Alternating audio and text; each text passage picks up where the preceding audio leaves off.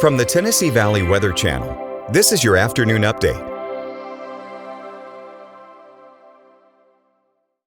Hey folks, good afternoon. Hope you've had a nice weekend so far. Hey, the weather was certainly cooperating as far as those outdoor plans were concerned, and today is no different. We still got those mid 80s out there, even some upper 80s in North Alabama. Not seeing 90s though, but otherwise doing just fine out there. Fall really hasn't settled in quite just yet, and I don't think it will anytime soon, but we're still staying dry here as we head through today and into tomorrow. Winds out of the north.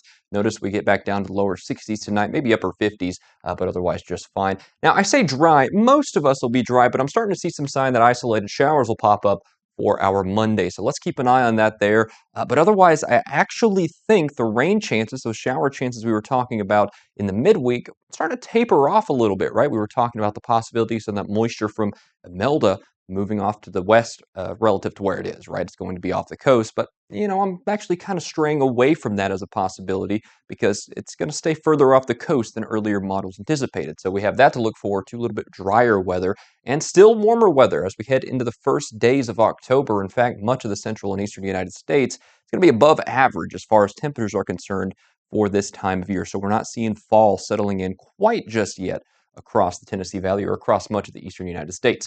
In fact, check out those 80s. That's what I'm talking about here. Notice those upper 70s by the end of the week. So maybe a little more mild in the long term, but still, that's not a crashing cold front. That's not going to bring us down 20 degrees or anything. But otherwise, I'd say we have nice conditions to work with for the next 7 and probably out to the next 10 days in the Tennessee Valley. Thanks for joining me here for your afternoon forecast update. I'll be back with you at 6 p.m. and 9 p.m. this evening for another fresh look at your forecast from the Weather Center.